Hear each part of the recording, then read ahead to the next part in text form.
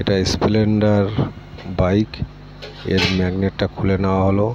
এটার charging coil খারাপ হয়ে গেছে, কারেন্ট কম দিচ্ছে, প্রচুর কম দিচ্ছে, গরম হয়ে গেলে স্টার্ট হচ্ছে না। আর সকালবেলাও ট্রাবল দিচ্ছে, যার কারণে এই চার্জিং কয়েলটা খারাপ সন্দেহ হয়। চার্জিং কয়েলটা খোলা হচ্ছে, চার্জিং কয়েল এমনি গরম হয়ে কালো হয়ে গেছে, চার্জিং কয়েলটা বাদ দিতে হবে। এখন আগে স্ক্রুগুলো খুলে নেওয়া হচ্ছে।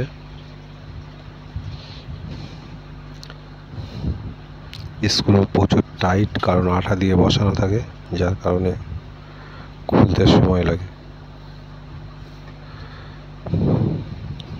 চার্জিং কয়েল সবুজ তারটা হলো নেগেটিভ, আর কালোর উপর লাল দাগটা ওটা হচ্ছে পজিটিভ।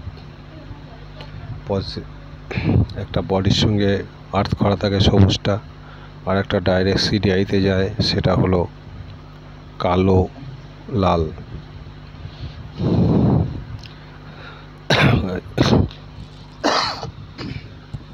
আচ্ছা, তিনটে কয়েল আছে, ওটা হলো কারেন্ট কয়েল, আর সাইডে আছে পিকআপ কয়েল, আর যেটা খোলা হচ্ছে মানে কাটা হচ্ছে সেটা হলো চার্জিং কয়েল তার। চার্জিং কয়েল তারটা কাটা হচ্ছে, কারণ তার তো আমাদের কাছে নেই, আমরা কী করব, হাত দিয়েই করতে হচ্ছে, যার কারণে ওটা ব্লেড দিয়ে ভালো করে চেঁচে নেওয়া হচ্ছে। নতুন একটি কয়েল লাগানো হবে, চার্জিং কয়েল।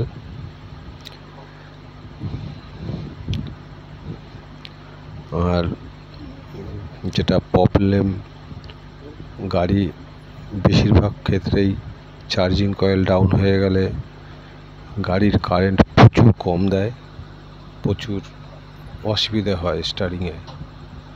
তা সেই ক্ষেত্রে প্রচুর লোক আছে শুধু প্লাগ চেঞ্জ করে, ওটা না করাই ভালো, চার্জিং কয়েলটা চেক করে দেওয়াই ভালো। চার্জিং কয়েলটা লাগানো হচ্ছে, এবার এটা ব্ল্যাক টেপ করা হবে যাতে বডি না হয়। বডি হলে গাড়ি আবার স্টার্ট হবে না, কারেন্টও দেবে না, যার কারণে এটাকে এখন ব্ল্যাক টেপ মারা হবে। ভালো করে ব্ল্যাক টেপ মেরে একটু চেক করে নেওয়া ভালো,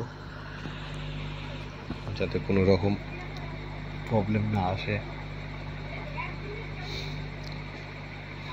এবার বসানো হবে, কিন্তু তারটা খুব সাবধানে বসাতে হবে। চারদিকে ম্যাগনেট ঘোরে, ম্যাগনেটে কোনো সাইডে লাগলে কেটে যেতে পারে তার জন্য আগে বসিয়ে নিতে হবে। এই সবুজ তারটা নেগেটিভ বডিতে হবে, আর কালো তারটা খুব সাবধানে করা ভালো, কারণ কালো তারটাই হলো মেইন জিনিস। ওইটা ডাইরেক্ট সিডিআইতে যায়, সিডিআই থেকে কারেন্ট ভায়া হয়ে পাওয়ার কয়েলে যায়, পাওয়ার কয়েল থেকে তারপরে প্লাগে যায়।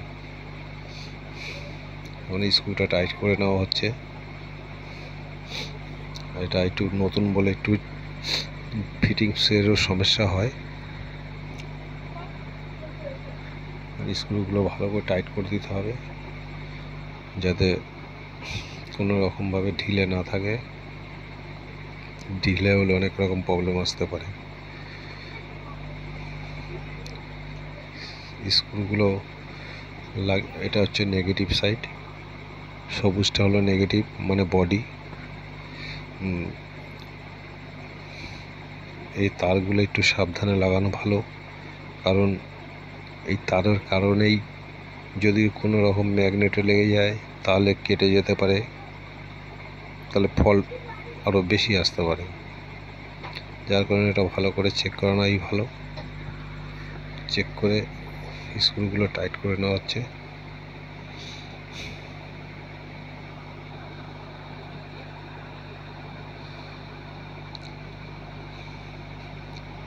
স্ক্রু ভালো করে টাইট করতে হবে যাতে ঢিলে না থাকে।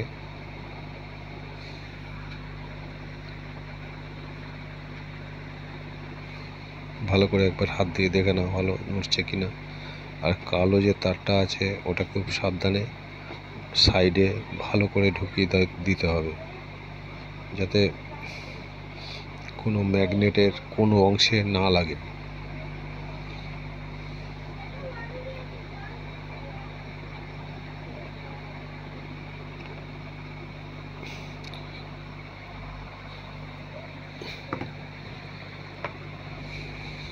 চার্জিং কয়েল কমপ্লিট, লাগানো কমপ্লিট, তারগুলো ঠিকঠাক বসিয়ে দেওয়া হয়েছে।